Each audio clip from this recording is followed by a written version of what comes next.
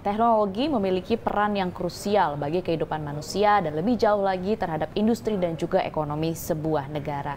Namun demikian begitu banyak tantangan yang sedang terjadi, mulai dari pandemi COVID-19 yang akhirnya berdampak berkepanjangan terhadap banyak negara, kemudian situasi geopolitik yang saat ini sedang terjadi, hingga kenaikan harga-harga komoditas dan juga inflasi.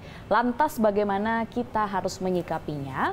Sudah bersama dengan kami Direktur Utama PT LEN Industri sekaligus CEO dari Holding Defend ID, Bapak Bobi. Halo Pak Bobi, apa kabar? Halo, alhamdulillah baik.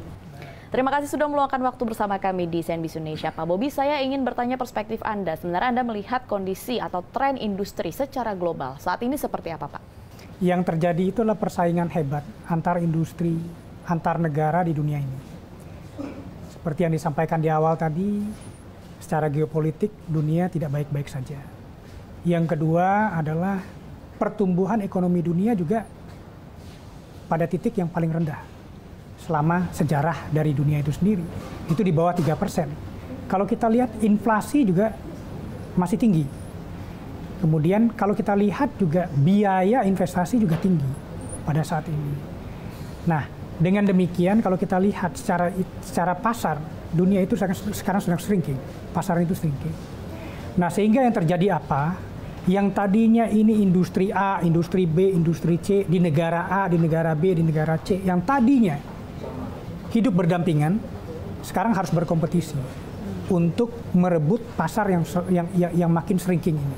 Itulah yang terjadi pada saat ini. Oke, kalau kita tarik ke Indonesia, fenomena yang saat ini sedang terjadi adalah PHK di mana-mana. Karena kalau kita bicara soal pertumbuhan ekonomi, kita juga bicara berkaitan dengan ketersediaan tenaga kerja yang sangat berpengaruh terhadap daya beli masyarakat itu sendiri.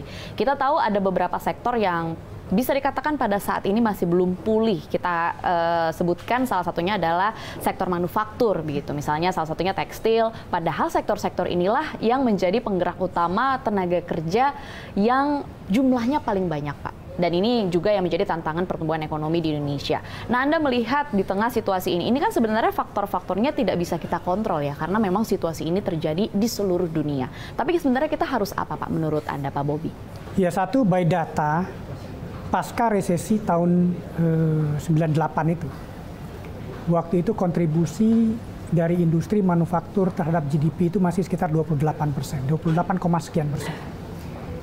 Dan pada saat ini, itu sudah turun cukup signifikan, itu menjadi 17-18%.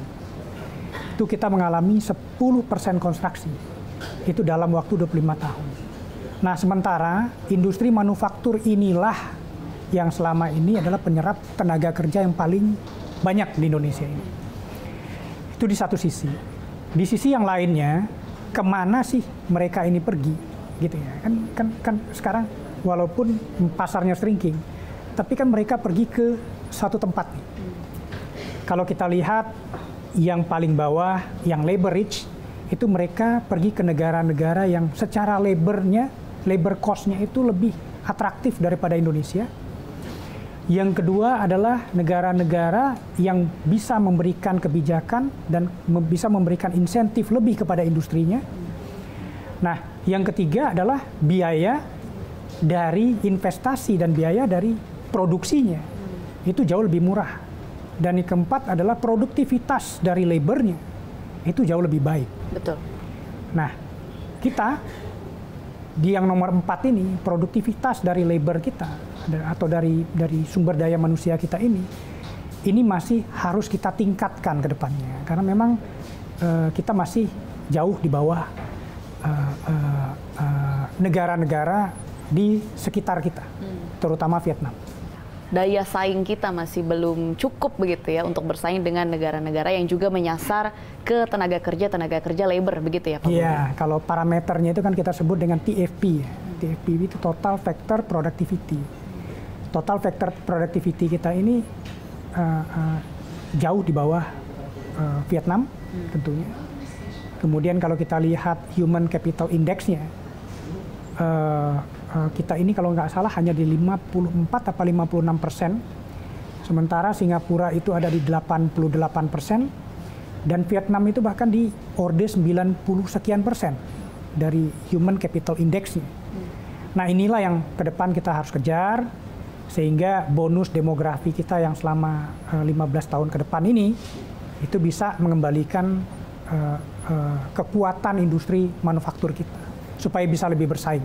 Oke, nah kondisi ini di mana daya saing Indonesia akhirnya kalah untuk memperebutkan pasar yang semakin menyusut begitu. Inilah yang disebut-sebut banyak pihak yang membuat atau menjadi penyebab utama di mana di Indonesia terjadi deindustrialisasi. Kalau kita melihat lebih dalam, sebenarnya definisi dari deindustrialisasi ini kan proses kebalikan dari industrialisasi, yaitu penurunan kontribusi sektor manufaktur alias industri itu sendiri, di mana pengolahan non-migas terhadap PDB kalau kita lihat secara data. Nah, kalau Anda melihat fenomena deindustrialisasi yang terjadi terlalu dini di Indonesia, pendapat Anda seperti apa?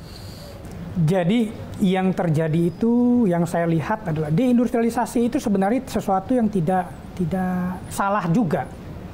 Tapi deindustrialisasi yang terprogram dan yang terencana. Jadi banyak negara barat gitu ya, terutama ya, itu mereka melakukan program atau melakukan perencanaan deindustrialisasinya mereka. Ketika mereka melihat bahwa labor cost-nya itu sudah tidak break even dengan kompetisi cost yang ada di dunia. Nah, kembali ke Indonesia, kalau kita lihat memang deindustrialisasi kita ini tidak terencana, tidak terprogram dengan baik. Sehingga yang pertama kena itu adalah industri manufakturnya, betul, yang penyerap tenaga kerja yang paling banyak pada saat ini. Nah, apa yang harus dilakukan seperti yang saya sampaikan di awal tadi? Satu adalah bagaimana kita punya program yang solid, yang kuat untuk meningkatkan produktivitas dari labornya kita. Ini jauh sekali dibanding dengan Singapura, dibanding dengan Vietnam. Mungkin sekarang kita bisa dibandingkan dengan Bangladesh juga gitu ya. Ini kita belum cukup bersaing. Nah, yang kedua adalah tentunya dalam hal ini yang bermain itu adalah yang penting itu adalah kebijakan dan regulasi dari pemerintah. Jadi walaupun kebutuhan atau demand dari dunia ini shrinking, ya, tapi dengan pertumbuhan 5%, 5, sekian %, artinya kan sebenarnya Indonesia tumbuh. Driver pertumbuhan Indonesia ini kan sebenarnya ada di konsumsinya. Betul. Jadi pasar Indonesia tidak stagnan juga saya lihat. Pasar Indonesia itu masih tumbuh. Nah, kita perlu kebijakan ya dari pemerintah itu untuk menjaga, untuk memprotek industri manufaktur kita, dan tentunya insentif kebijakan lagi untuk melakukan reindustrialisasi dari sektor manufaktur ini. Dari sektor manufaktur ini supaya lebih optimal kembali begitu, dikembalikan seperti kinerjanya pada saat masih berjaya begitu ya Pak. Lalu pertanyaan saya selanjutnya adalah berkaitan dengan peran teknologi itu sendiri. Kita tahu bahwa peran teknologi ini juga menjadi kebutuhan pada saat ini, sudah bisa dikatakan menjadi kebutuhan primer begitu. Semua sudah terjadi otomatisasi dan ini juga berpengaruh terhadap kondisi tenaga kerja. Tapi pertanyaan saya adalah bagaimana Anda melihat peran teknologi ini sendiri mengubah lanskap industri di Indonesia, Pak? Jadi seperti yang kita diskusikan di awal tadi, apa yang kita butuhkan itu adalah competitiveness. Competitiveness ini ada beberapa faktor, salah satu faktor utamanya adalah bagaimana kita menekan cost. Bagaimana kita menaikkan produktivitas, bagaimana kita menekan cost. Nah, tentunya salah satu faktor penting yang bisa memainkan peran di sini adalah bagaimana kita mengadopsi teknologi-teknologi yang cocok dengan industri manufaktur kita. Ya, sehingga produktivitas kita lebih banyak, kemudian yang kedua adalah cost kita bisa lebih ditekan, kemudian kualitas kita juga bisa lebih baik untuk bisa bersaing. Oke. Saya ingin bertanya kepada Anda berkaitan dengan kontribusi dari Defense ID. Kita tahu Defense ID ini kan menjadi salah satu holding BUMN dalam bidang pertahanan. Tapi kontribusi dari Defense ID ini sendiri untuk mewujudkan mungkin mimpi besarnya adalah di mana negara Indonesia adalah menjadi negara yang adil, makmur, dan juga merata. Salah satunya adalah lewat majunya industri di Indonesia ini sendiri. Defense ID sendiri apa kontribusinya, Pak? Kalau kita lihat dalam salah satu visi Indonesia Emas tahun 2045 itu, kalau nggak salah nomor 3 ya, itu mewujudkan kewibawaan Indonesia di dunia global, di dunia. Nah, bagaimana kita mewujudkan kewibawaan yang kuat ini? Tentunya kita mempunyai pertahanan dan ketahanan negara yang cukup kuat juga. Nah, salah satu faktor penting, ya kalau kita lihat ada beberapa parameter, ada yang namanya Global Military Index gitu ya. Kemudian ada juga yang namanya API, Asia Power Index gitu ya. Kemudian ada juga namanya GFP, Global Firepower gitu ya. Kalau kita lihat komponen yang paling penting di situ tidak hanya angkatan atau angkatan bersenjatanya saja. Juga dilihat adalah faktor pendukung dari angkatan bersenjatanya, yaitu adalah industri pertahanannya.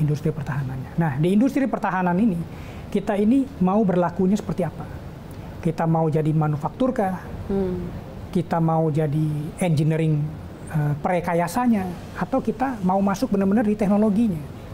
Nah, inilah yang ke depan kita roadmap-kan. Memang kita roadmap-kan, kita nggak muluk-muluk langsung lompat ke teknologinya. Jadi kita itu meroadmap-kan, ayolah kita di bawah dulu, di manufacturing-nya dulu deh, ya. Kemudian nanti kita naik kelas di mempunyai kemampuan dari rekayasanya. Kemudian dan baru nanti kita bisa melihat bagaimana kita mempunyai kedaulatan terhadap teknologinya. Nah, tentunya dalam hal ini kita nggak bisa sendiri juga, kita harus mengembangkan ini dengan pola-pola kerjasama dan partnership. Ya. Dan partnership ini dengan siapa? Kerjasama partnership ini dengan siapa? Tentunya satu yang mempunyai teknologinya, yang mempunyai kapabilitas perekayasanya yang kuat. Dan kita juga harus mempertimbangkan bagaimana peta geopolitiknya. Jangan sampai kita kerjasama dengan satu negara yang one day geopolitiknya tidak align lagi dengan Indonesia. Nanti yang namanya penguasaan atau kedaulatan teknologinya, pembangunan industrinya sendiri tidak akan ini juga, akan terputus. Oke. Ini kita tahu begitu bahwa Indonesia kalau bicara soal pengelompokan di global, Indonesia selama ini kan menganutnya bebas aktif begitu, non-blok. Apakah memang ini situasi di mana akhirnya kalau kita bicara soal pertahanan, kita harus mencari mitra-mitra yang tepat begitu dari jawaban Pak Bobi tadi? Iya dong. Kita tidak bisa, karena politik luar negeri kita ini bebas aktif, netral dan bebas aktif. Kita tentunya tidak bisa berpihak kepada salah satu blok. Minusnya adalah tentunya blok-blok tertentu tidak akan memberikan semua ke kita. Betul. Itu minusnya. Tapi plusnya adalah banyak negara-negara yang tidak, yang punya kebijakan politik luar negeri yang serupa dengan kita. Itu teknologinya jauh lebih maju juga. Jauh lebih maju juga gitu loh. Bahkan ada negara yang sebenarnya dia tergabung dengan salah satu blok, ya, tapi politik luar negerinya cukup bebas aktif juga. Oke, baik. Semoga rencana-rencananya bisa lancar ya Pak ya, ke depannya terutama untuk Defend ID sebagai holding dari BUMN di Indonesia di sektor pertahanan. Terima kasih Pak Bobi sudah meluangkan waktu bersama kami di CNBC Indonesia. Sehat dan juga sukses selalu untuk Anda Pak Bobi.